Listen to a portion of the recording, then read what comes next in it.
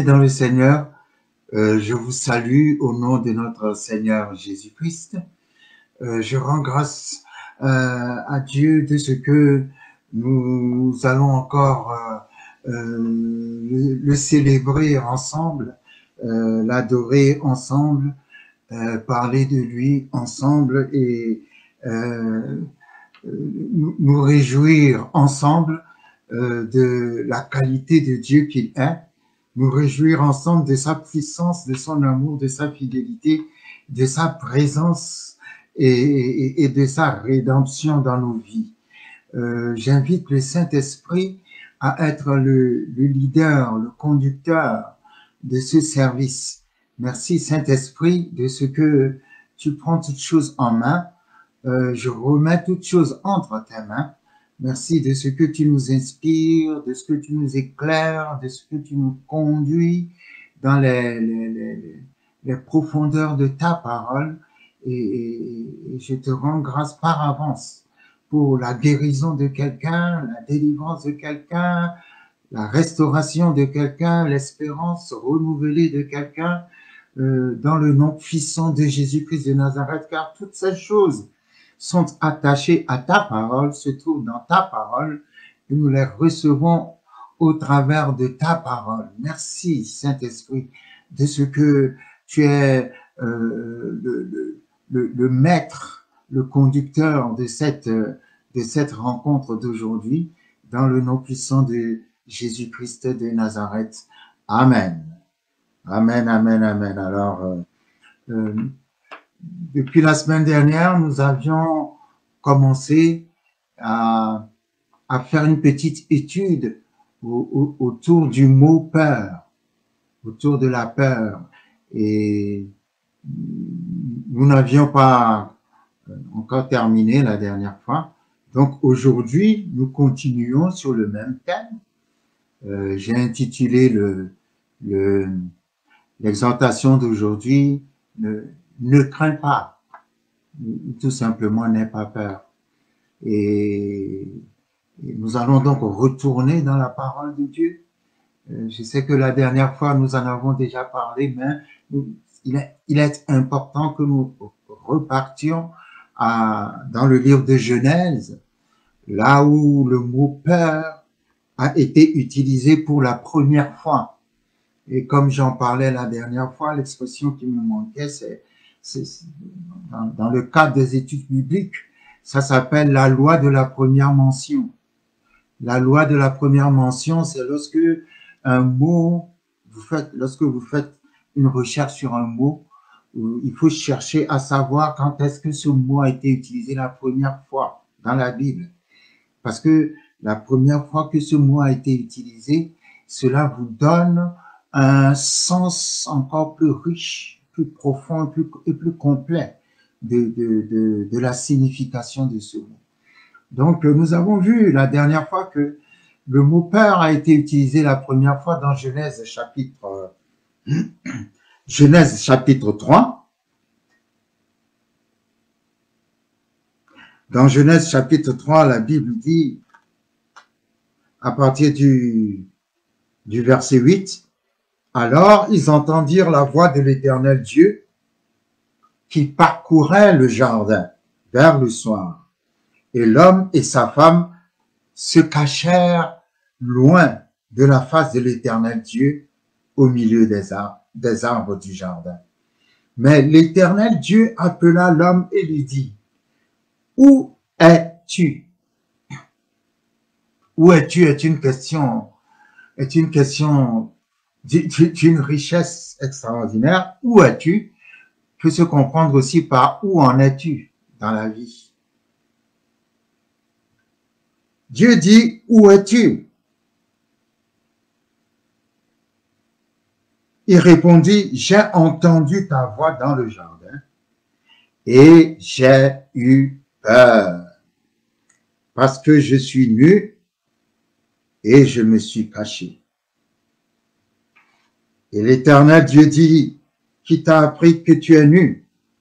Est-ce que tu as mangé de l'arbre dont je t'avais défendu de manger? L'homme répondit, la femme que tu as mise auprès de moi m'a donné de l'arbre et j'en ai mangé. Et l'Éternel Dieu dit à la femme, pourquoi as-tu fait cela? La femme répondit, le serpent m'a séduite et j'en ai mangé. Alors, du coup, nous voyons que personne ne veut prendre de sa responsabilité. L'homme dit à Dieu, c'est la femme que tu m'as donnée et qui m'a induit en erreur. La femme dit, c'est le serpent qui m'a induit en erreur. Il ne s'est trouvé personne pour dire, Seigneur, c'est de ma faute, pardonne-moi.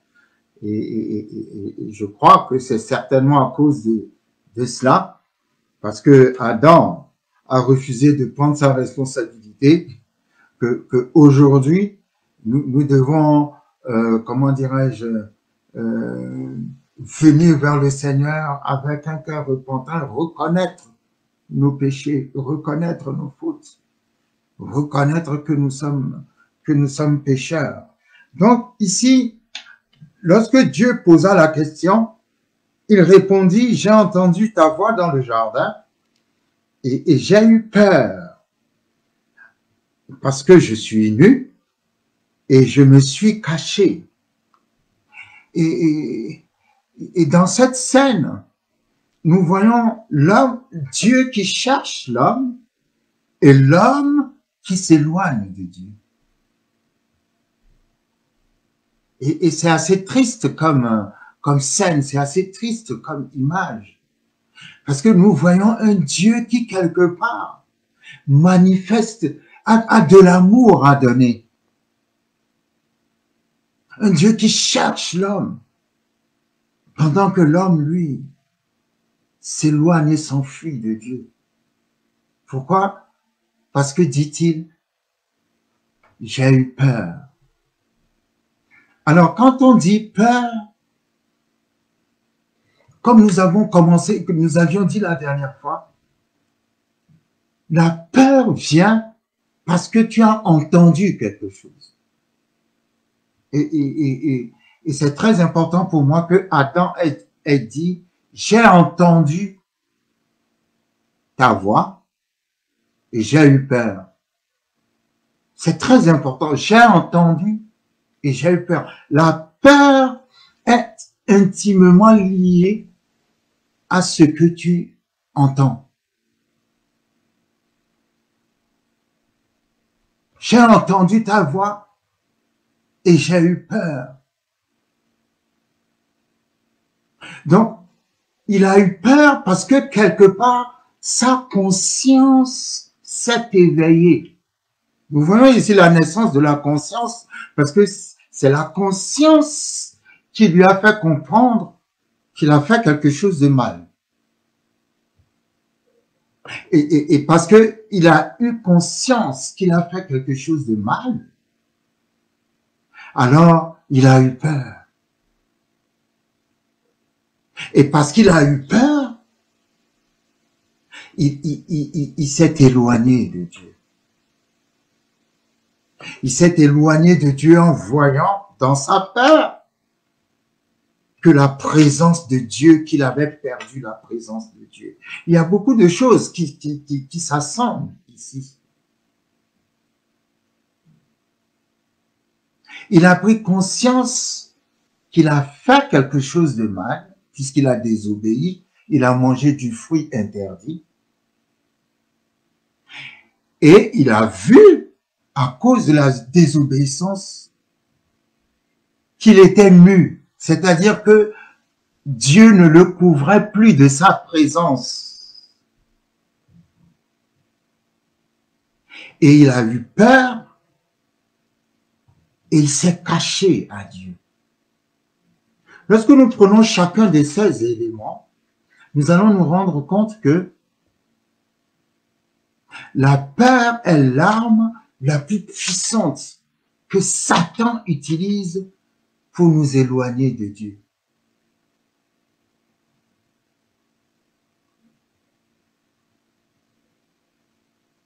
C'est l'arme la plus tranchante, la plus puissante que Satan utilise pour nous séparer de Dieu.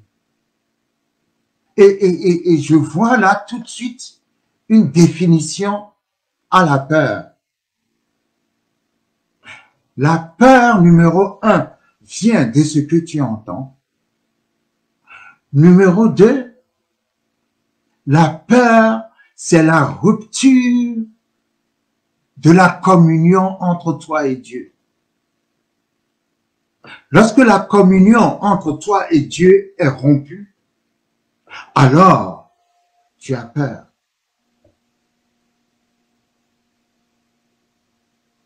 Et c'est curieux d'ailleurs, lorsque à chaque fois quand dans la parole de Dieu, la plupart du temps, quand Dieu dit ne crains pas, ou quand Dieu dit n'aie pas peur, il dit toujours je suis avec toi. Lorsque nous prenons le psaume 23 par exemple, quand je traverse la vallée de l'ombre de la mort, je ne crains aucun mal. C'est-à-dire, je n'ai peur de rien, car tu es avec moi. Et dans Ésaïe, lorsque Dieu dit, ne crains pas, si tu traverses les eaux, tu ne te noieras pas, si tu traverses le feu, tu ne te brûleras pas. Dans ce chapitre-là, il dit, ne crains pas, je suis avec toi. Donc, ce qui tue la peur, c'est la conscience que Dieu est avec nous. Dès que tu commences à avoir peur, ça veut dire que ta communion avec Dieu est brisée. Et c'est là où nous devons faire attention parce que notre communion avec Dieu ne doit pas être brisée. Si tu es dans la peur, tu vis dans la peur, ça veut dire que Dieu n'est pas là. Donc, autour du mot peur, il y a le sentiment de culpabilité. Tu as peur et parce que tu te sens coupable. Tu as peur parce que tu sens que tu te sens condamné. La peur amène pas seulement le sentiment de culpabilité. Je reste dans le jardin d'Éden, dans Genèse chapitre 3.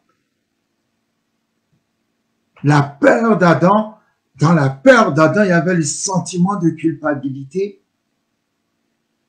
Il y avait le sentiment de condamnation.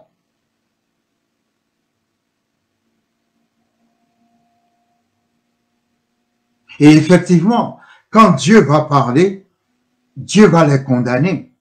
Mais Dieu ne va pas les condamner parce que Dieu ne les aimait pas. Dieu va les condamner parce qu'ils ont posé des actes condamnables. La Bible va dire que Dieu va maudire le sol. Il va dire, dans le sol est maudit, c'est à la sueur de ton front que tu travailleras la terre. Il va dire à Ève, tu accoucheras dans la douleur, et il va dire au serpent qu'il mangera la poussière en rampant sur son ventre. Il y a eu la condamnation qui est tombée sur eux à cause des actes qu'ils ont posés.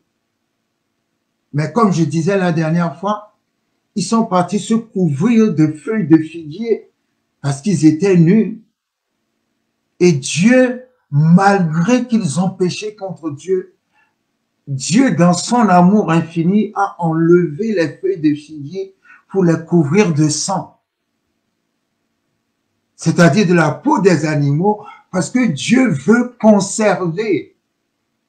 Dieu veut leur conserver la vie et Dieu veut conserver la relation entre lui et l'homme, mais au travers du sang des animaux désormais. Mais aujourd'hui, ce n'est plus au travers du sang des animaux, c'est au travers du sang de Jésus-Christ. Mais du fait que Dieu, malgré la condamnation, malgré toutes ces choses, du fait qu'il les a recouverts avec le sang, Dieu montrait la domination de son amour. Vous savez, ce que je veux montrer dans ce texte, ce n'est pas le péché, ce n'est pas la condamnation, ce n'est pas ceci, c'est la démonstration de l'amour de Dieu. Nous voyons ce Dieu qui aime tellement l'homme. L'homme s'enfuit de lui, l'homme s'éloigne de lui, mais il fait tout ce qu'il faut pour rapprocher l'homme de lui. Ce n'est pas un Dieu qui rejette.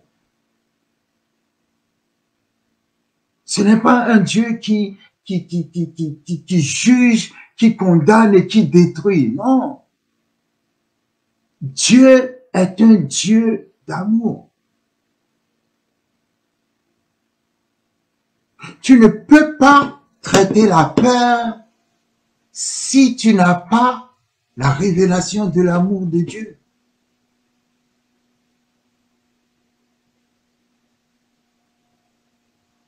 Dieu est un Dieu d'amour. Moi, je comprends encore mieux ce Dieu qui a dit à Moïse dans Exode 25, si je ne me trompe, fais-moi un tabernacle afin que je vive au milieu de mon peuple. Ce Dieu qui ne veut pas vivre loin de toi. C'est Dieu qui, malgré le péché, prend le sang pour garder une relation avec toi. Parce qu'il ne veut pas te perdre. Parce que tu es précieux à ses yeux. Parce qu'il t'aime. Son amour nous poursuit.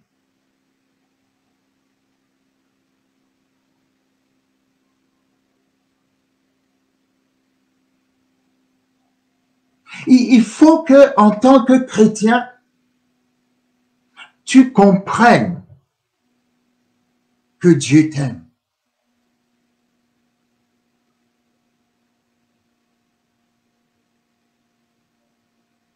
C'est très important que tu saches que Dieu t'aime.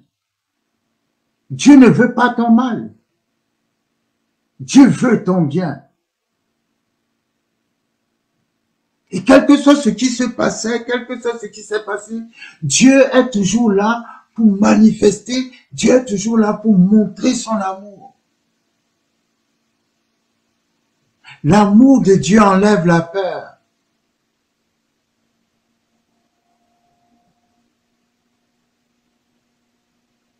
Vous savez, les enfants connaissent très bien l'amour de papa et maman à leur égard. Ils savent très bien l'amour de leurs parents à leur égard. Des fois, l'enfant peut, parce que papa est à côté, maman est à côté, l'enfant monte sur une table, il ferme les yeux, puis il dit, papa ou maman, attrape-moi, puis il saute. Il prend le risque de sauter de la table, les yeux fermés. Pourquoi? Parce qu'il sait que papa ou maman est là et que papa ou maman va les rattraper et qu'ils ne vont pas tomber par terre. Et pourquoi ils ont cette audace-là? Parce qu'ils savent que papa et maman les aiment. Elle ferme les yeux, monte sur la table, papa attrape-moi et puis il saute dans l'air. Maman attrape-moi, il saute dans l'air. Pourquoi? Parce qu'ils sont sûrs, ils ont la révélation de l'amour de papa et de maman. Et ils savent que quand ils vont sauter, ils ne vont pas s'écraser par terre parce que papa ou maman va les attraper en l'air. Pourquoi? Parce que l'amour, la Bible dit l'amour parfait bannit la crainte. Lorsque tu es en relation avec quelqu'un, tu sais que cette personne t'aime vraiment, tu ne peux pas avoir peur. Parce que tu sais que cette personne, quel que soit ce qui peut se passer, fera tout ce qu'elle peut pour pouvoir pour pouvoir t'arranger. Et à combien plus forte raison Dieu. La Bible dit clairement dans 1 Jean, chapitre 4, à son verset 18, la crainte n'est pas dans l'amour, mais l'amour parfait bannit la crainte. Car la crainte suppose un châtiment, et celui qui craint n'est pas parfait dans l'amour. Ah, c'est trop fort, c'est trop puissant. La peur n'est pas dans l'amour, mais l'amour parfait bannit la peur. Car la peur suppose un châtiment, et celui qui a peur n'est pas parfait dans l'amour. La peur n'est pas dans l'amour. L'amour parfait bannit la crainte. Dieu t'aime tellement qu'en réalisant la puissance, la profondeur de son amour, tu ne dois pas avoir peur. Parce que s'il t'aime, il ne permettra pas que la maladie puisse avoir le dessus. S'il t'aime, il ne permettra pas que l'échec puisse avoir le dessus. S'il t'aime, il ne permettra pas que l'ennemi vienne toujours prendre tes biens, tes possessions. S'il t'aime, il ne permettra pas que tu sois toujours dans des situations compliquées, difficiles, toujours attaqué, sous attaque. Parce qu'il t'aime, il fera tout pour t'en sortir. Parce que l'amour parfait bannit la crainte.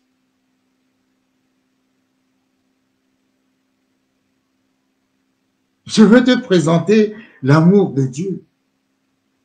Pour que tu saches à travers l'amour de Dieu que la peur ne résiste pas à l'amour de Dieu. Juste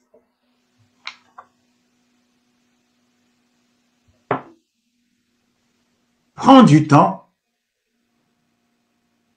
et médite sur l'amour de Dieu. Juste prends du temps et dis-toi à quel point Dieu t'aime.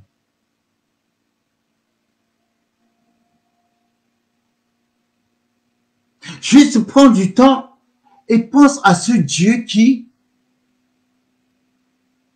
est en train de te poursuivre pendant que toi tu veux lui échapper. Quel amour! Un amour qui nous poursuit.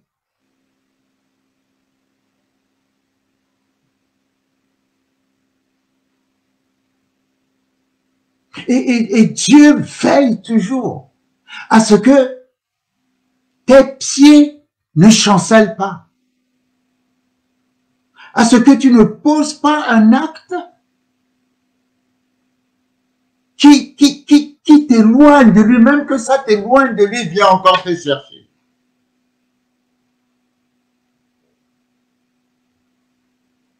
Lorsque tu es en communion avec lui, lorsque ta conscience est tournée vers ce Dieu-là, la peur ne peut pas prendre le dessus.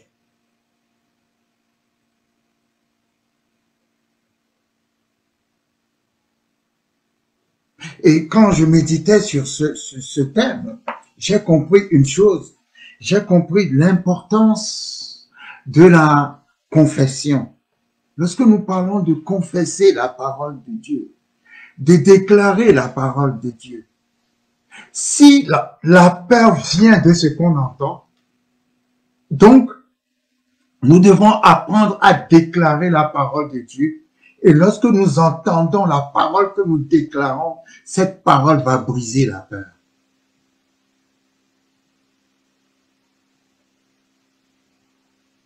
Je crois qu'il faut retourner à une confession quotidienne de la parole de Dieu.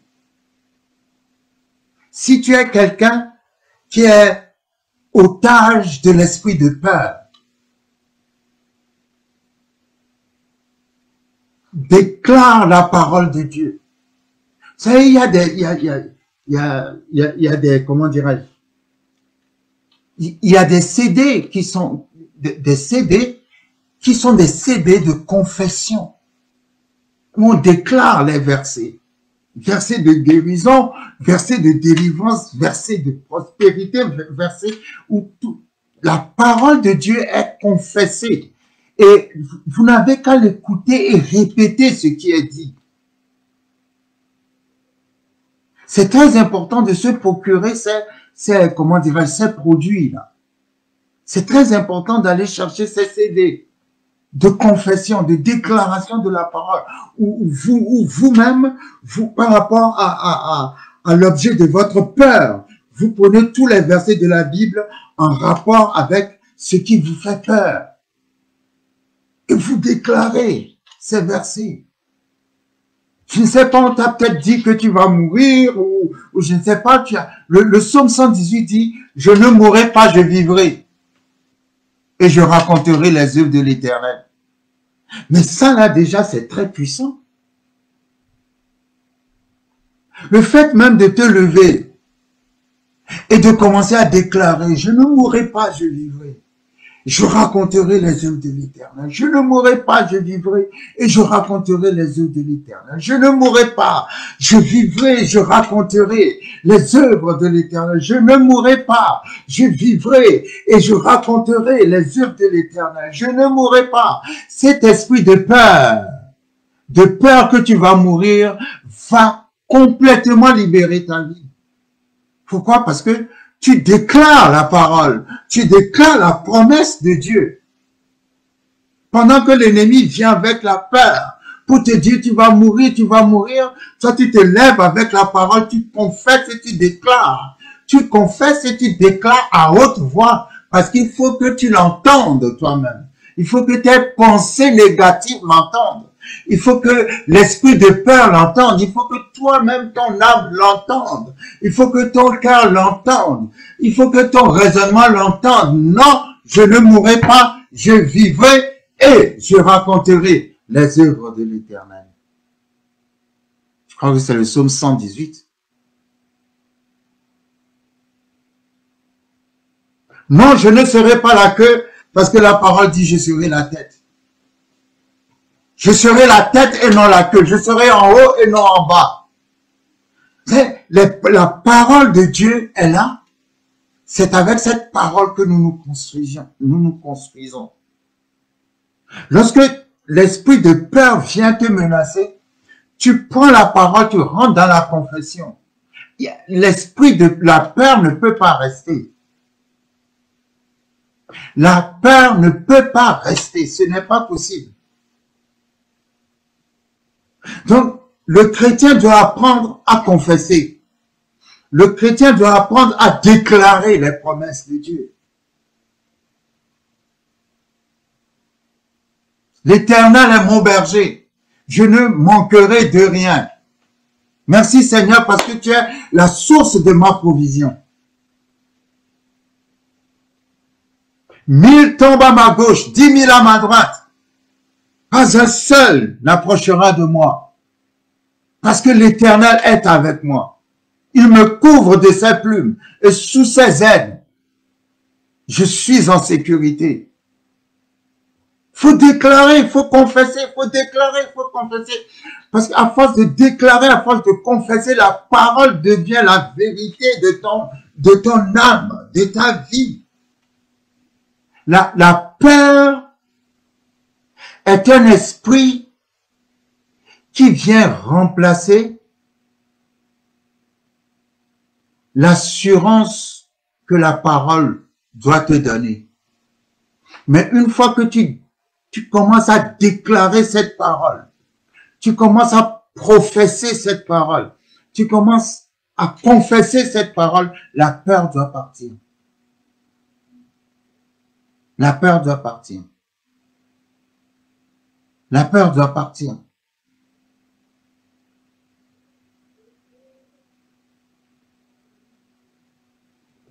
Tu vois, tu es comment dirais-je? Tu es le prophète de ta vie. Tu es la prophétesse de ta vie.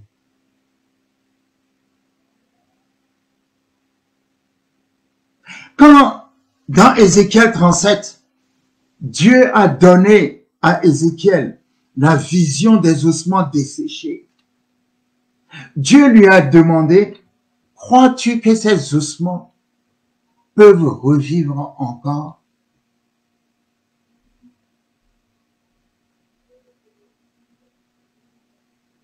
En fait, quand vous voyez l'état des ossements, vous ne pouvez pas croire que ces ossements pouvaient revivre encore. Parce que le prophète n'osait pas dire à Dieu non. C'est pour ça qu'il a dit à Dieu, il n'y a que toi qui sais, Seigneur. La réponse du prophète signifie que selon le prophète lui-même, ces ossements ne pouvaient plus revivre. Et il a dit, il n'y a que toi qui sais, Seigneur. Et qu'est-ce que le Seigneur lui a dit? Le Seigneur lui a dit, parle aux ossements. Dis-leur, ossements desséchés, vous vivrez. Parle aux ossements. Parle aux ossements. Pourquoi il dit parle aux ossements? Parce que la déclaration de la parole de Dieu amène la vie de Dieu.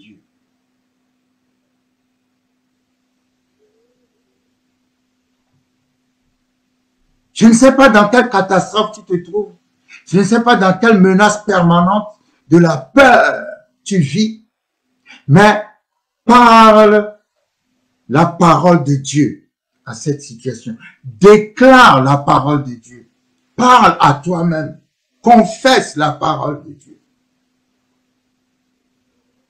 Souviens-toi des promesses de Dieu. Dieu a dit dans Ésaïe, rappelle-moi ma parole et plaidons ensemble. Vous croyez que Dieu a oublié sa parole? Non. Mais Dieu aime qu'on lui rappelle sa parole. Dieu aime qu'on lui rappelle sa promesse. L'arme la plus puissante pour détruire la peur, c'est garder la communion avec Dieu. Tu gardes la communion avec Dieu au travers de la déclaration de sa parole, au travers de la confession de sa parole.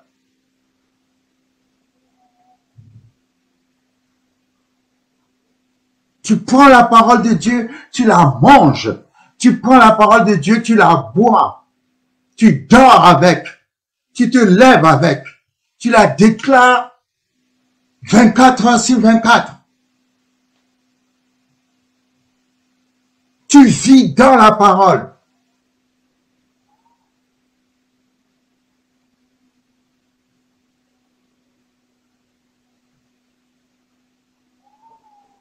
Si, sur une journée de 24 heures, tu passes 1 heure de temps avec Dieu, c'est normal que tu aies peur. Si une journée de 24 heures, tu passes 2 heures de temps avec Dieu, c'est normal que tu aies peur. Si une journée de 24 heures, tu dois passer 24 heures avec Dieu. Maintenant, quelqu'un va me dire, comment peux-tu, oui, il faut faire ceci, il faut, mais tu gardes ta pensée sur Dieu. Dieu est présent. Tu es dans sa présence.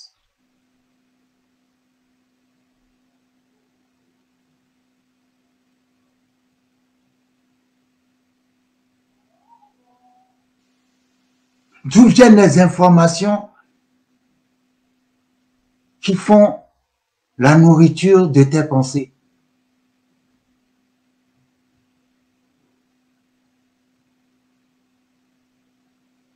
Vous savez, dans le jardin d'Éden,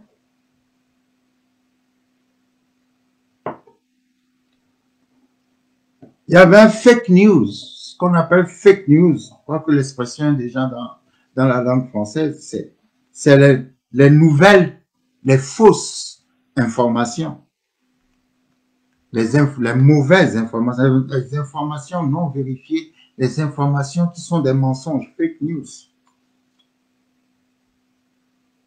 Le fake news dans le jardin d'Éden, c'est quand Satan, le serpent, est venu vers Ève pour dire à Ève, Dieu a-t-il réellement dit, vous ne mangerez pas de l'arbre de la connaissance du bien et du mal.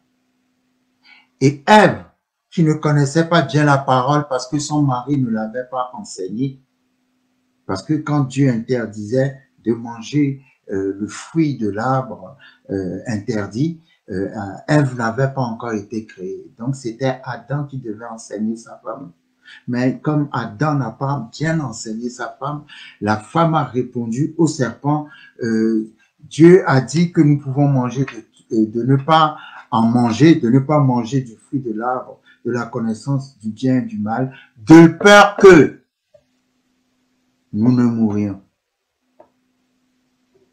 Mais le de peur que là, ça veut dire, si nous en mangeons, nous pouvons mourir comme nous pouvons ne pas mourir. De peur que nous pouvons mourir comme nous pouvons ne pas mourir. De peur que. Mais Dieu n'a jamais dit de peur que. Dieu a dit à Adam, le jour où vous en mangerez, vous mourrez certainement. Mais elle a compris, de peur que vous ne mouriez. Et Satan a profité de cette faiblesse et a dit à Ève justement, vous ne mourrez pas. Mais si vous en mangez, vous serez comme Dieu.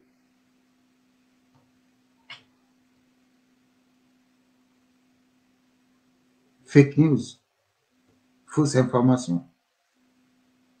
Ce que tu entends.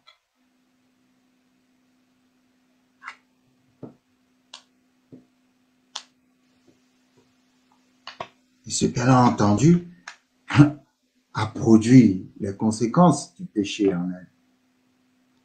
Parce qu'elle a choisi de croire aux informations de Satan plutôt que de croire aux informations de Dieu.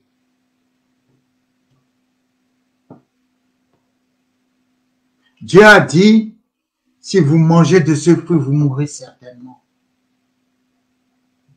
Et elle a dit, de peur que nous ne mourions. Il y a une différence, une très grande différence. Et Satan est un spécialiste pour tordre l'information. C'est comme ça, il tord l'information pour provoquer la peur dans ton cœur. Aujourd'hui, nous vivons dans une société où nous avons des millions de sources d'informations. Mais qu'est-ce qui te prouve que ces informations sont la vérité ou encore un fake news inventé par le serpent?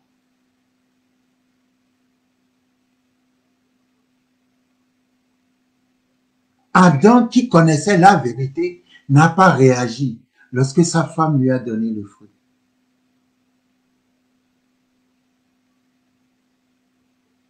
Aujourd'hui, Dieu t'appelle à prendre conscience de la vérité. Et la vérité, c'est la parole de Dieu. Au milieu de toutes ces informations que nous recevons, qu'est-ce que la parole de Dieu dit?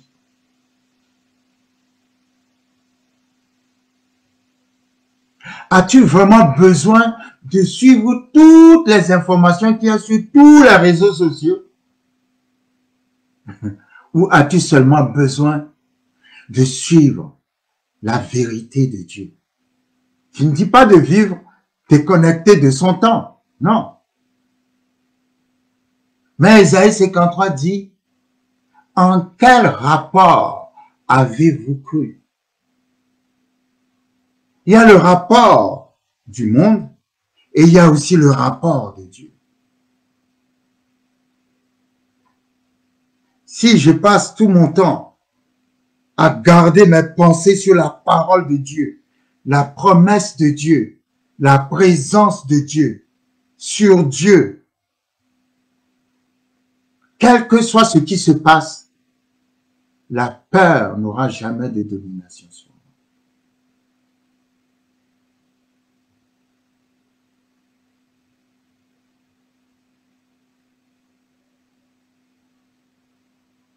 C'est parce que nous élevons les choses du monde au-dessus de Dieu.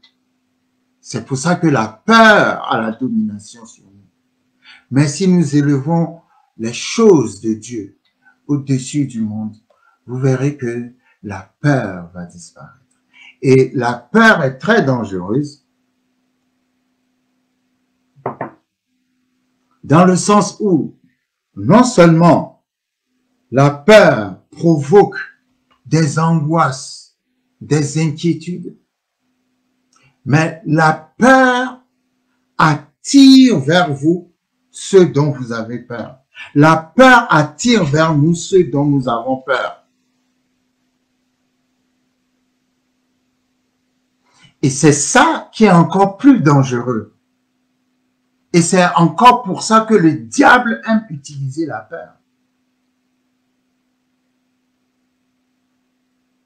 Parce que si tu as peur de quelque chose, tu peux être sûr, à force d'avoir peur de cette chose, que cette chose va se produire dans ta vie. C'est étrange. Mais c'est ça. Lorsque nous lisons Job, chapitre 3, à son verset 25, Job dit, « Ce que je crains, c'est ce qui m'arrive. Ce que je redoute, c'est ce qui m'atteint. » Ce que je crains, c'est ce qui m'arrive, c'est-à-dire ce dont j'ai peur, c'est ça qui m'arrive. Ce que je redoute, c'est ça qui m'atteint. Nous connaissons tous l'histoire de Job, l'homme le plus riche de sa région, ayant d'immenses troupeaux, une famille stable, des enfants, tout et tout. Et en un seul jour, il a tout perdu. Il a perdu ses enfants, perdu ses troupeaux, perdu ses richesses, tout perdu et a fini avec une maladie de la peau, assis sur comment dirais-je, sur des ordures, en train de se gratter la peau. Job, en moins de 24 heures, tout perdu, tout.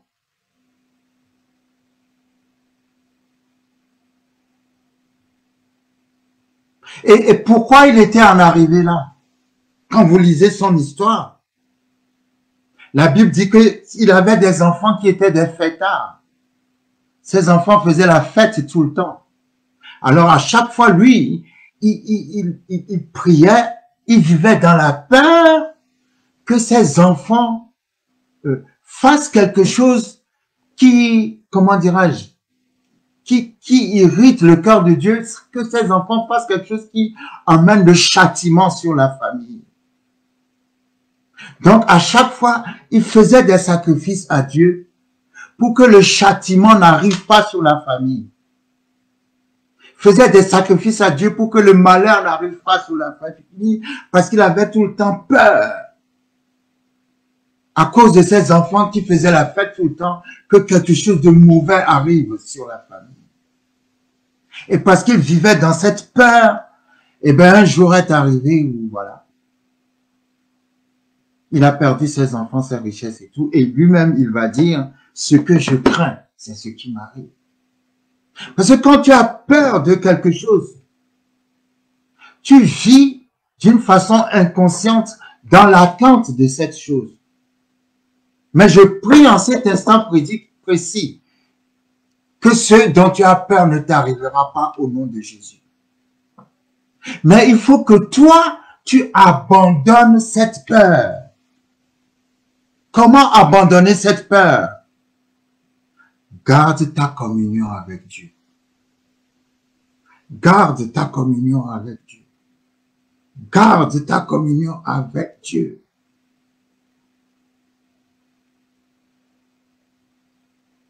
Job était persuadé, toute sa conscience, toute sa tête était tournée vers le malheur.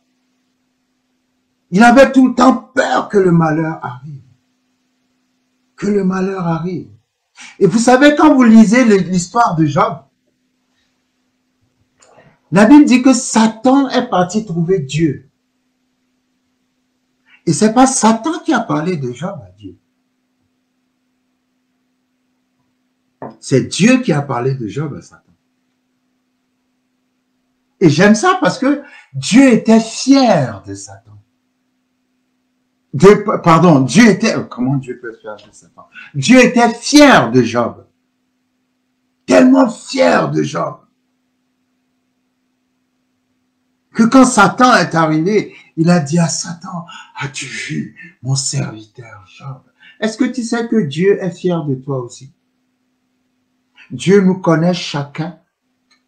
Et Dieu a une idée de chacun.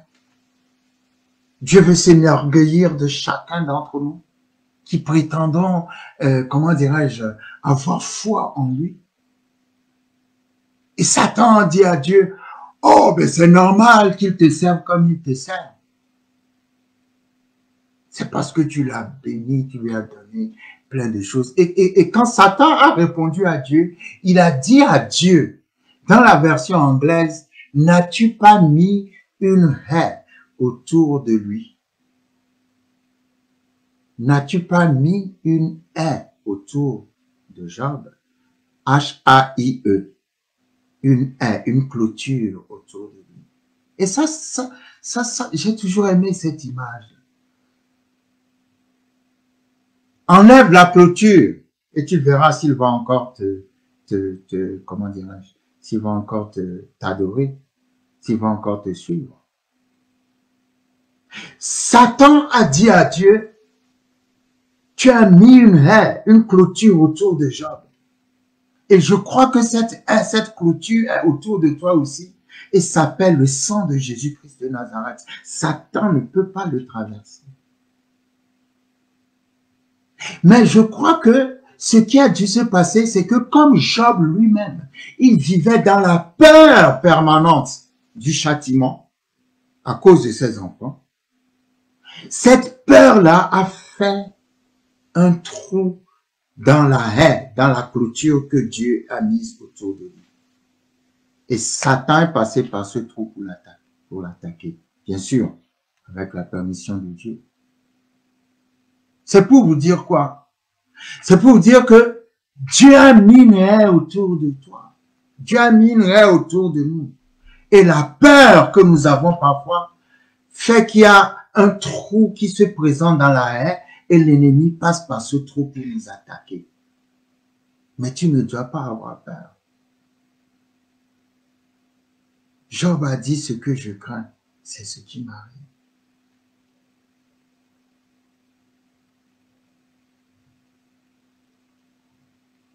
Qu'est-ce qui fait l'objet permanent comment dirais-je, de tes pensées?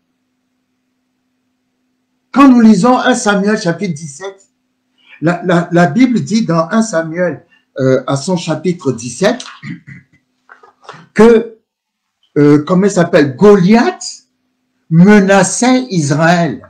Toute l'armée d'Israël tremblait devant Goliath. Toute l'armée avait peur au-devant de Goliath. La Bible dit, le Philistin s'avançait matin et soir et il se présenta pendant 40 jours. Vous imaginez, pendant 40 jours, un seul homme a fait trembler l'armée la plus puissante du monde. Un seul homme, pendant 40 jours. Pourquoi? Parce que cet homme disait quelque chose et le peuple d'Israël entendait ce qu'il disait et ce qu'il disait créait la peur dans son cœur, dans le cœur d'Israël. Le roi Saül tremblait, les frères de David tremblaient, l'armée entière tremblait, tout le monde tremblait. Et remarquez ce que la Bible dit. La Bible dit, le Philistin s'avançait matin et soir et il se présenta pendant 40 jours. Il s'avançait matin et soir. C'est-à-dire le matin quand il venait, il proférait des paroles de menace. Et quand il proférait des paroles de menace, tout Israël restait avec ces paroles dans leur tête du matin jusqu'au soir. Et le soir, il sortait encore, il proférait encore des paroles de menace. Et pendant toute la nuit, tout Israël dormait avec ces paroles de menace et se réveillait le matin. C'est-à-dire, l'ennemi ne veut pas te laisser, ne veut pas te laisser tranquille, ne veut pas te donner la paix. Il envoie des paroles, il envoie des pensées, il envoie des paroles. Du matin au soir, tu ne fais que y penser, et du soir au matin, tu ne fais que y penser. Pendant 40 jours, Goliath a menacé toute une armée de cette manière.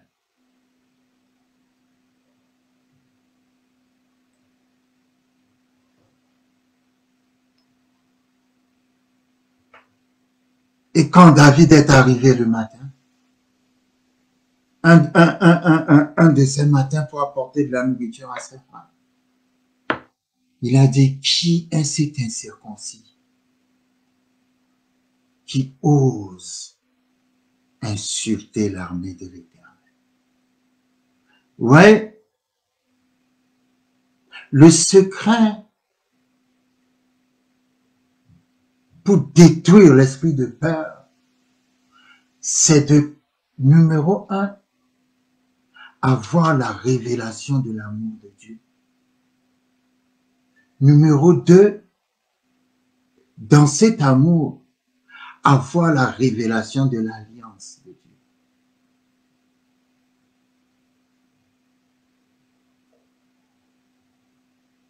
Quand David est arrivé sur le champ de bataille, il n'a pas considéré Goliath par rapport à sa taille ou à quoi que ce soit. Non, non. Il a jugé Goliath par rapport à l'alliance que Dieu a faite avec Abraham. Par rapport à l'alliance qu'il y avait entre Dieu et Israël.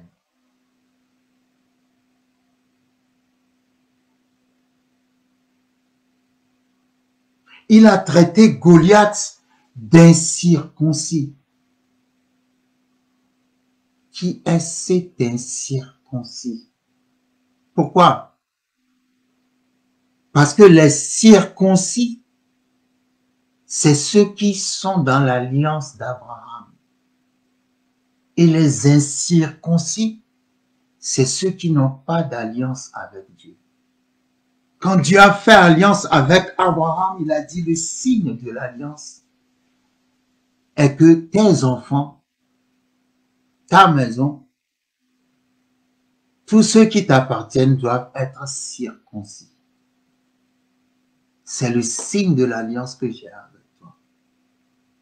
Donc David a jugé Goliath par rapport à l'alliance. Il a dit, mais ce type n'a pas d'alliance avec Dieu.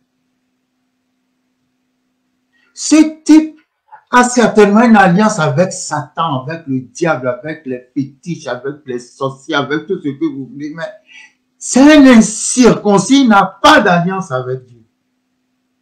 Comment ose-t-il insulter l'armée du Dieu vivant?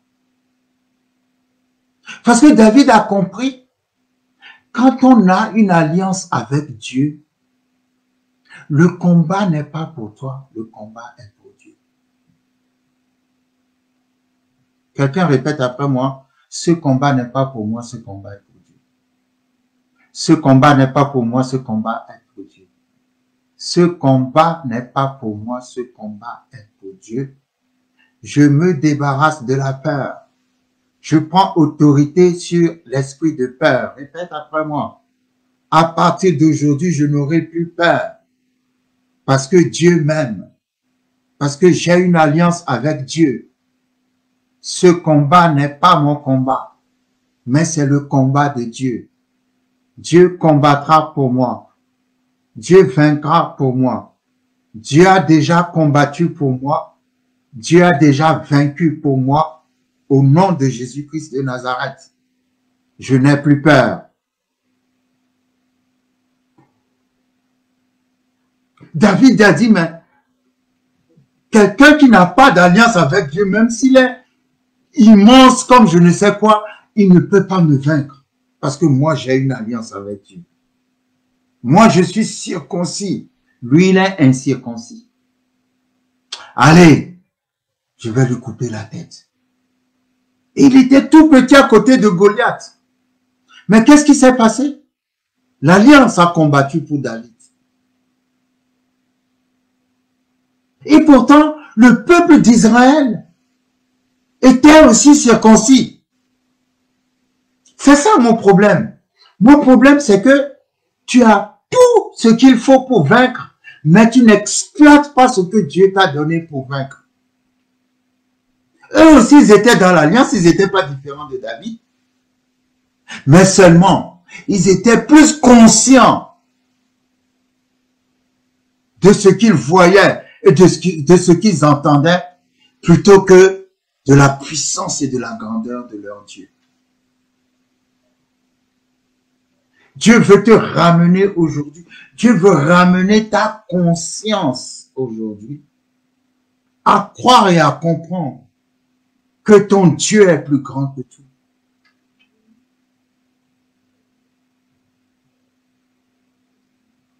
Vous savez, quand on a dit dans 2 Chroniques chapitre 20 à Josaphat, roi du petit royaume de Juda, que 3 grandes armées ennemies venaient pour le détruire, la Bible dit, il avait eu peur. La Bible n'a même pas utilisé le mot, comment dirais-je, la Bible n'a même pas utilisé le mot peur, la Bible a utilisé le mot frayeur. La frayeur est plus que la peur.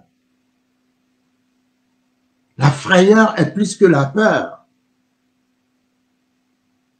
La Bible dit, 2 Chroniques chapitre 20, après cela, les fils de Moab et les fils d'Ammon et avec eux des Maonites marchèrent contre Josaphat pour lui faire la guerre. On vint en informer Josaphat en disant une multitude nombreuse. Écoutez bien, une multitude nombreuse, incontable, s'avance contre toi depuis l'autre côté de la mer, depuis la Syrie, et ils sont à Assasson Tamar, qui est Engedi. Et la Bible dit, verset 3, dans sa frayeur, c'est plus que la peur. Josaphat était dans la frayeur. Dans sa frayeur, Josaphat se disposa à chercher l'Éternel. Et il publia un jeûne pour tout Juda. Juda s'assembla pour invoquer l'Éternel et l'on vint de toutes les villes de Juda pour chercher l'Éternel. Josaphat se présenta au milieu de l'assemblée de Juda et de Jérusalem dans la maison de l'Éternel devant le nouveau parvis. Et il dit, Éternel Dieu de nos pères, écoutez la prière de Josaphat. Parce que la prière de Josaphat a détruit la frayeur dans Josaphat. La prière de Josaphat a détruit l'esprit de peur. Josaphat dit, Éternel Dieu de nos pères, n'es-tu pas dans les cieux et n'est-ce pas toi qui domines sur tous les royaumes des nations? N'est-ce pas toi qui as en main la force et la puissance et à qui nul ne peut résister? N'est-ce pas toi, ô notre Dieu, qui as chassé les habitants de ce pays devant ton peuple d'Israël et qui l'a donné pour toujours à la postérité d'Abraham qui t'aimait? Vous voyez, dans sa prière, Josaphat a mentionné l'alliance entre Abraham et Dieu. Et dans cette alliance, Dieu a dit à Abraham, je te donnerai la terre de Canaan. Cette terre, je la donnerai à ta descendance. Et c'est dans cette terre que se trouvait Josaphat lorsque les armées ennemies ont décidé de venir les chasser de cette terre en les détruisant. Et Josaphat dit à Dieu, n'est-ce pas toi qui as donné cette terre où nous sommes, où nos ennemis veulent venir nous combattre? n'est-ce pas toi qui l'as donné par alliance à Abraham, qui t'aimait? Ils l'ont habité et ils t'y ont bâti un sanctuaire pour ton nom en disant, s'il nous souvient quelque calamité, l'épée, le jugement, la peste ou la famine, nous nous présenterons devant cette maison et devant toi, car ton nom est dans cette maison. Nous crierons à toi du sein de notre détresse et tu exauceras et tu sauveras. Maintenant, voici les fils d'Ammon et de Moab et ceux de la montagne de Séhir chez lesquels tu n'as pas permis à Israël d'entrer quand il venait du pays d'Égypte, car il s'est détourné d'eux et ne les a pas détruits. Les voici qui nous récompensent en venant nous chasser de ton héritage, dont tu nous as mis en possession. Ô notre Dieu, n'exerceras-tu pas le jugement sur eux, car nous sommes sans force devant cette multitude nombreuse qui s'avance contre nous et nous ne savons que faire, mais nos yeux sont sur toi. Quelqu'un répète après moi, mes yeux sont sur Dieu. Mes yeux sont sur Dieu. Mes yeux sont sur Dieu. Mes yeux sont sur le Seigneur Jésus-Christ. Josaphat a dit, cette multitude nombreuse s'avance contre nous. Nous sommes sans force, nous ne savons que faire. Mais nos yeux sont sur toi. Nos yeux sont sur toi. Tes yeux sont sur la situation, c'est pour ça que tu as peur. Tes yeux sont sur ce que tu vois, c'est pour ça que tu as peur. Josaphat a dit, nos yeux sont sur toi. C'est une multitude nombreuse, c'est-à-dire c'est incontable. Tellement ils sont nombreux, nous sommes un petit royaume. Mais nos yeux sont sur toi, nos yeux ne sont pas sur eux. Nos yeux sont sur toi. Josaphat a dit, n'es-tu pas le grand Dieu, le Dieu qui a fait ceci? Josaphat s'est rappelé les hauts faits de Dieu. Ce que Dieu a fait de grand. N'est-ce pas toi qui as fendu la mer rouge? N'est-ce pas toi qui as fait tomber le pain du ciel? N'est-ce pas toi qui as... Vous savez, des fois, juste, asseyez-vous et puis méditez sur les hauts faits de Dieu, les grandes choses que Dieu a faites. Non seulement dans la Bible, mais dans votre propre vie. Quand vous aurez fini de méditer sur les grandes choses que Dieu a faites, la peur va disparaître. Josaphat a commencé avec la frayeur. Mais il s'est rappelé. Il disait la prière. Il dit, n'est-ce pas toi qui as fait ça? N'est-ce pas toi qui as fait ça? N'est-ce pas toi qui as fait ça? Il a été jusqu'à rappeler à Dieu l'alliance avec Abraham. Dieu a fait alliance avec Abraham. Lui a donné un territoire en disant, ce territoire appartient à tes enfants. Maintenant, il y a 3 grandes armées qui veulent venir les détruire en les chassant du territoire que Dieu a donné par alliance à Abraham, pour Abraham et pour sa descendance. Et il a rappelé l'alliance à Dieu. Et quand il a fini de prier, la Bible dit, l'Esprit de Dieu est tombé sur Chacaziel. Et Chacaziel a prophétisé. Et l'Éternel a prophétisé en disant, n'ayez pas peur, car ce n'est pas vous qui combattrez, mais moi je combattrai pour vous. Vous voyez, quand votre conscience est attachée à Dieu, vous n'avez pas le temps d'avoir peur, parce que c'est Dieu qui fait le combat. Ce n'est pas toi qui fais le combat. Dieu a dit, juste rendez-vous demain sur le champ de bataille. Mais n'ayez pas peur, parce que ce n'est pas vous qui combattrez. Moi, je combattrai pour vous. Ah Seigneur, je prends cette parole comme une parole vraiment. Et je déclare, je prends cette parole pour détruire la peur dans le cœur de quelqu'un. Je prends cette parole pour détruire la peur dans la vie de quelqu'un. Parce que Dieu dit, n'aie pas peur car ce n'est pas toi qui feras ce combat. mais moi je combattrai pour toi. Je combattrai parce que je suis un Dieu d'alliance. Je combattrai à cause de mon alliance avec toi, au travers de notre Seigneur Jésus-Christ. Ce n'est pas toi qui feras le combat, mais moi je ferai le combat pour toi. Et la Bible dit, le lendemain, ils sont partis sur le champ de bataille. Vous voyez, il y a plusieurs façons de recevoir la parole de Dieu. Il y a des gens, quand on prêche la parole, ils ne peuvent même pas dire Amen. Ils ne peuvent même pas s'exciter sur la parole du je reçois. Déclarer la parole, prendre la parole, réma pour soi, comme son repas, comme sa nourriture.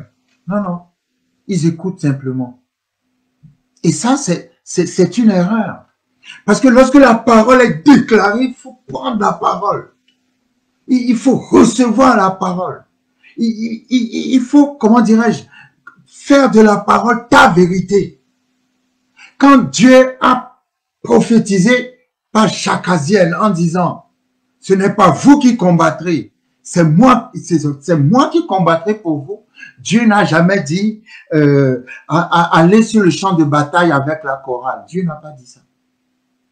Dieu a dit rendez-vous sur le champ de bataille. C'est tout ce qu'il a dit. Mais ils ont reçu la parole, ils ont reçu la prophétie avec foi. Ils ont reçu la prophétie avec tellement d'excitation que pour aller sur le champ de bataille, ils ont mis la chorale et la musique devant l'armée. Come on! Toi, quand on déclare la parole, tu restes là comme ça, comme si on est en train de parler à un mur. Non! Quand on déclare la parole doit te donner la vie. Tu dois recevoir la parole, tu dois te lever, tu dois entrer en mouvement, tu dois faire quelque chose avec la parole.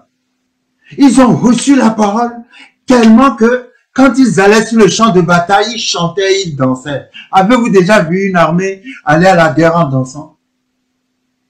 Normalement, on danse après la victoire, mais eux, ils ont dansé avant la victoire. Come on! Pourquoi? La peur a disparu. La frayeur a disparu. Pourquoi? Parce qu'ils avaient mis leur confiance dans le Dieu d'alliance. Ce Dieu n'est pas différent de ton Dieu.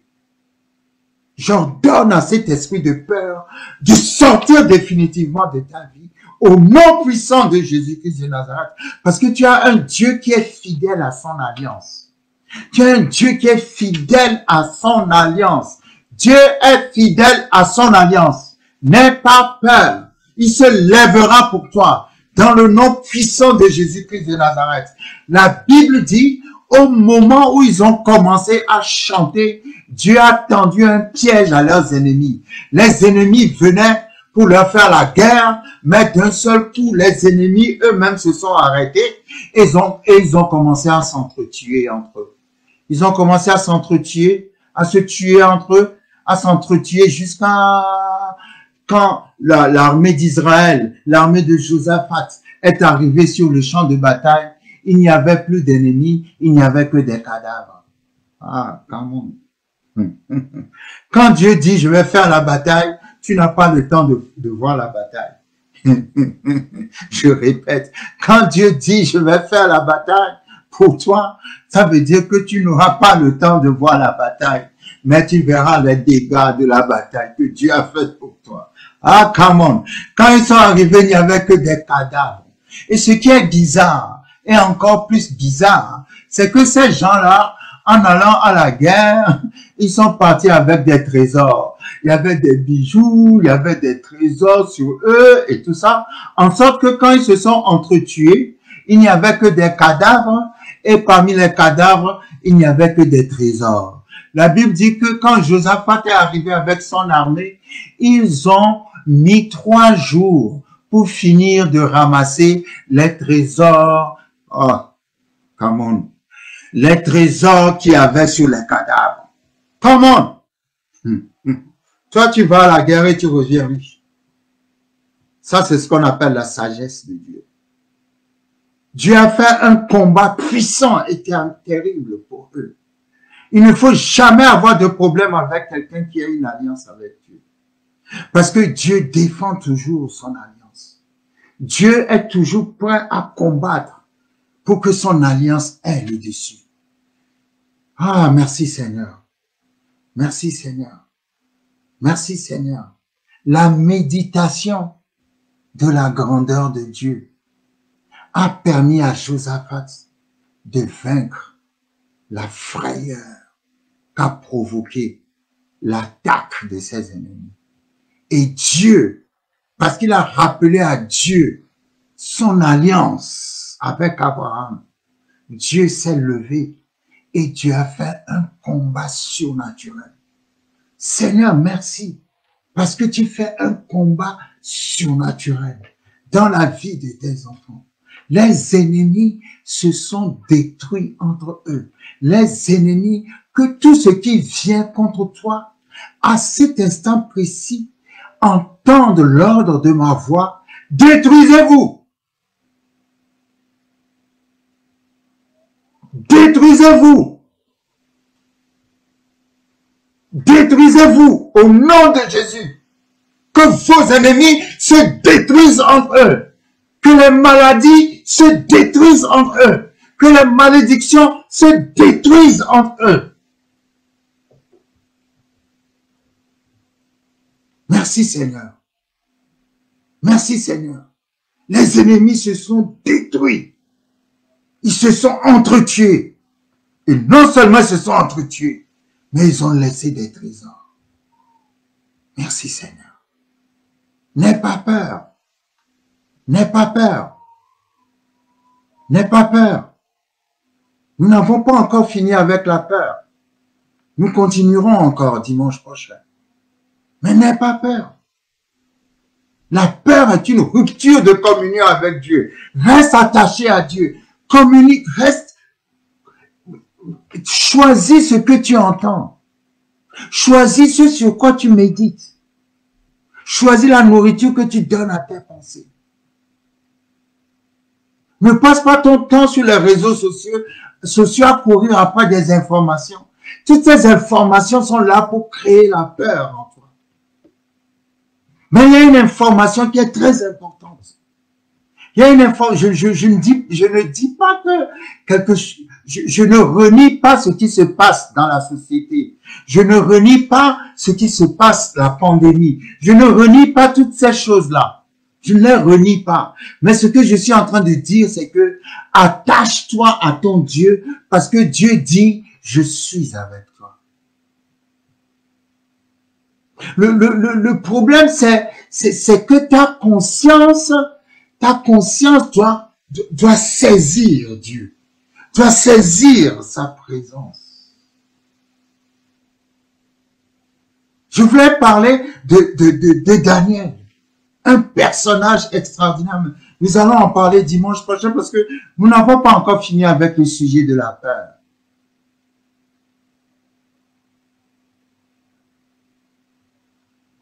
Mais si tu as peur, il faut que ça te fasse peur parce que ça veut dire que tu n'es plus en communion avec Dieu. Donc, rétablis la communion. Rétablis la communion. Rétablis la communion.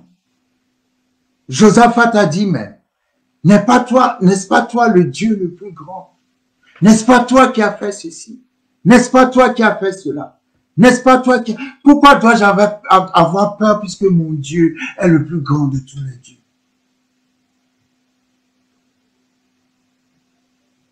Médite sur la grandeur de Dieu.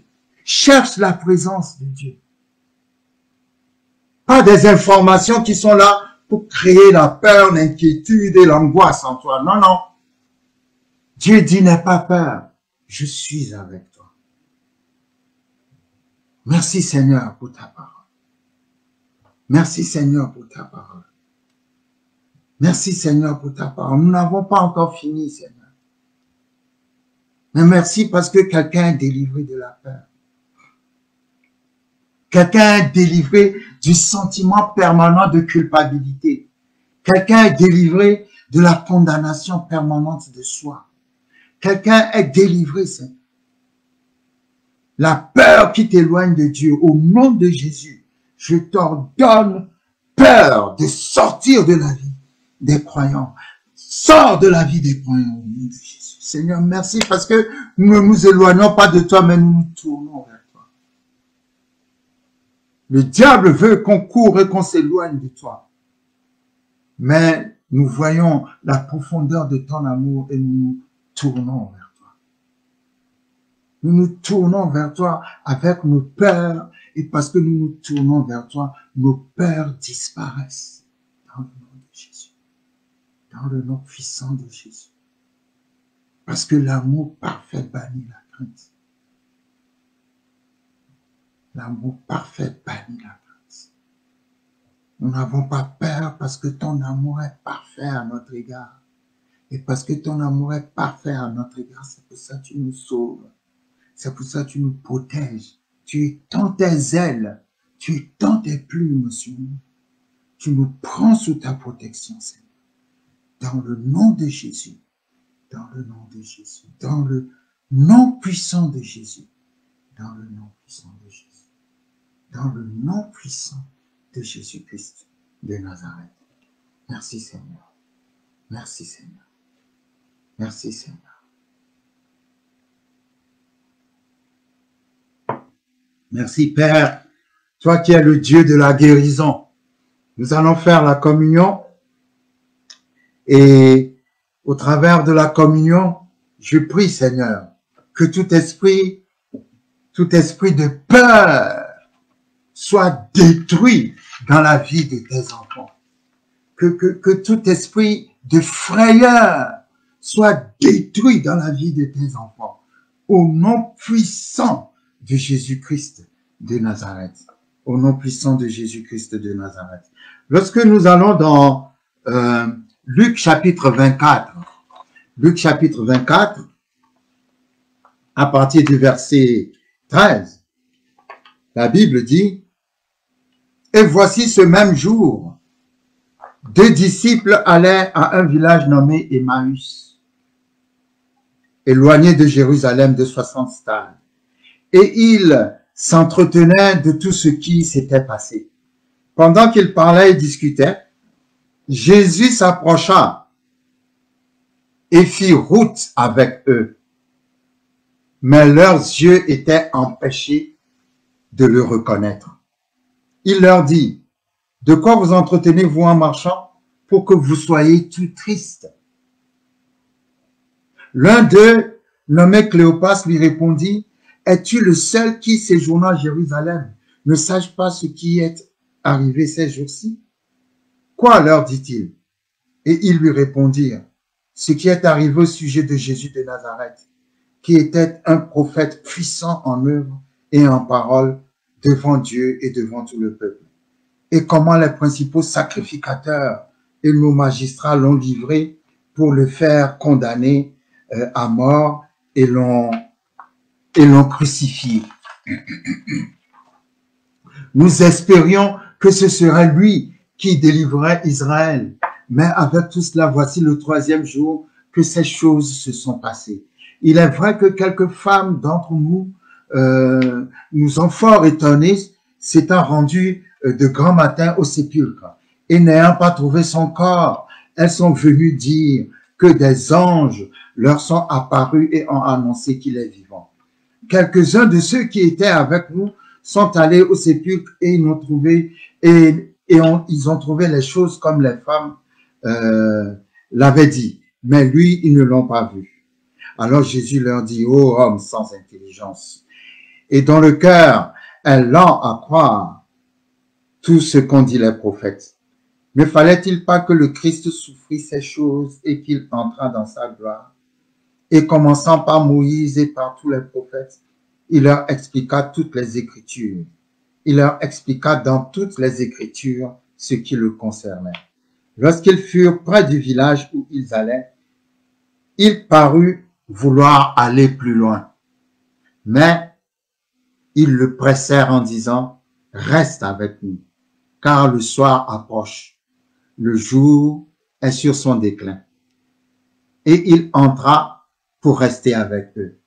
Pendant qu'il était à table avec eux, il prit le pain, et après avoir rendu grâce, il le rompit et le leur donna.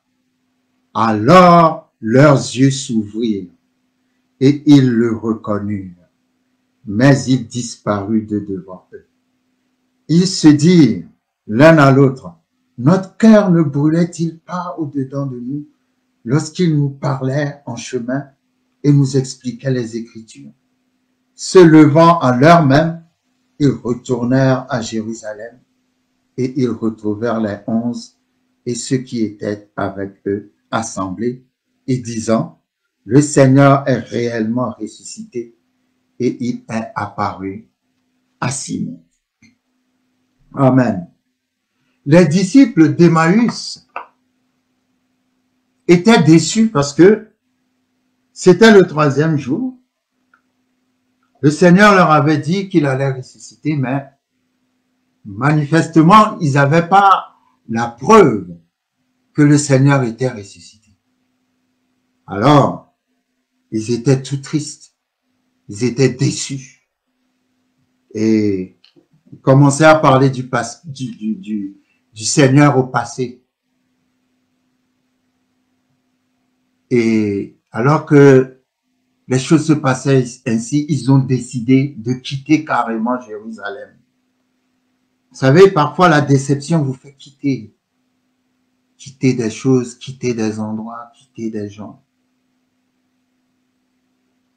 Et alors qu'ils étaient en route, en quittant Jérusalem pour aller à Emmaüs, une ville qui s'appelait Emmaüs, il y a quelqu'un qui est venu se joindre à eux. C'était Jésus-Christ ressuscité, mais la Bible dit que Jésus n'a pas voulu, Jésus les avait en quelque sorte voilés, ils n'ont pas reconnu que c'était Jésus. Et cet homme marchait avec eux. Il leur posait même des questions, pourquoi êtes-vous si tristes, et ainsi de suite. Et lorsqu'ils étaient arrivés à Emmaüs, ils ont demandé à cet homme de rester avec eux parce que la nuit tombait. Ils ne savaient toujours pas que c'était le Seigneur lui-même. Et lorsque le Seigneur est resté avec eux et qu'ils étaient à table, le Seigneur a pris le pain. Et lorsqu'il a brisé le pain, la Bible dit, leurs yeux se sont ouverts et ils ont reconnu que c'était Jésus. Et Jésus, sur le champ, a disparu. Vous voyez, la communion a ouvert leurs yeux. Alors que nous allons prendre la communion, ma prière aujourd'hui est que l'Esprit de Dieu ouvre nos yeux. Que l'Esprit de Dieu ouvre nos yeux sur la compréhension de la parole de Dieu. Que l'Esprit de Dieu ouvre nos yeux sur la présence de Dieu, sur la présence de notre Seigneur Jésus-Christ, la présence du Saint-Esprit autour de nous. Que l'Esprit de Dieu nous ouvre les yeux spirituels afin que nous apprenions à voir au-delà de ce que nous voyons. Que l'Esprit de Dieu nous ouvre les yeux sur la gloire de Dieu, sur la grandeur de Dieu et qu'il ferme nos yeux sur les ténèbres. Que l'Esprit de Dieu nous ouvre les yeux afin que nous puissions comprendre quelles décisions il faut prendre dans certaines situations de confusion. Que l'Esprit de Dieu nous ouvre les yeux afin que nos yeux soient illuminés par la révélation de sa parole. Que l'Esprit de Dieu nous ouvre les yeux partout où l'ennemi a mis l'aveuglement sur toi. Qu'il y a des choses qui se passent autour de toi, mais tu ne sais pas parce que tu ne vois pas. Que tes yeux s'ouvrent maintenant au nom puissant de Jésus-Christ de Nazareth. Vous savez, quand Adam et Ève ont mangé le fruit de l'arbre de la connaissance du bien et du mal, Genèse 3 dit, leurs yeux s'ouvrirent. Mais en fait, leurs yeux s'était fermé sur la gloire de Dieu et s'était ouvert sur les ténèbres. Ce n'est pas de cette ouverture que je parle. Quand ils ont mangé l'arbre de la connaissance du bien et du mal, ils étaient morts spirituellement. Ils étaient nés de nouveau à l'envers. Parce que Dieu les a créés dans la vie, avec la vie éternelle. Mais quand ils ont mangé du fruit de l'arbre de la connaissance du bien et du mal, ils sont passés de la vie à la mort. C'est pour cela que leurs yeux s'étaient ouverts sur les ténèbres. Et c'est pour cela que nous prêchons d'être nés de nouveau. Parce que toute personne qui naît et qui vient dans ce monde mort-né spirituellement. Mais quand nous recevons Jésus comme Seigneur et Sauveur, nous naissons de nouveau, c'est-à-dire nous passons de la mort à la vie éternelle.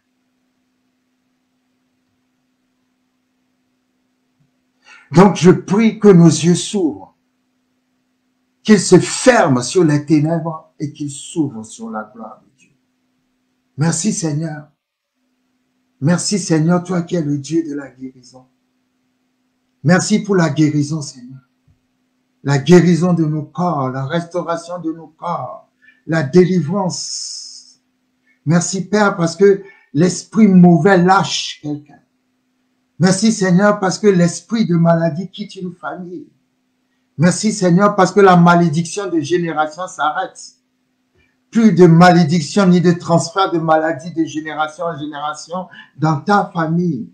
Seigneur, merci. Tu donnes ta santé divine à tes enfants au travers du pain que nous allons manger, Seigneur. Ce pain qui représente ton corps qui a été brisé. Nous brisons tout lien de maladie dans la vie de tes enfants, Seigneur, au nom puissant de Jésus. Au nom puissant de Jésus-Christ de Nazareth.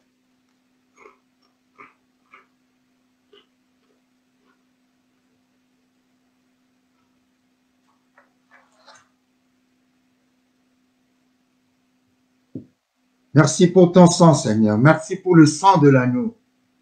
Le sang qui a été versé, qui a payé le prix de la rédemption. Nous avons été rachetés pour ne plus jamais être revendus. Merci, Seigneur, pour l'œuvre de la croix. Alors que nous allons boire le sang.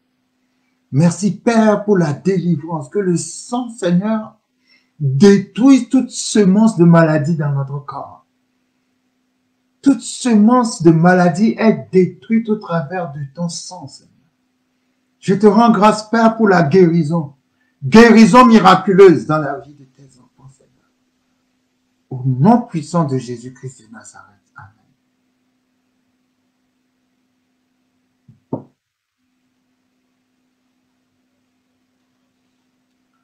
Merci, Seigneur, pour ces moments que nous avons passés ensemble.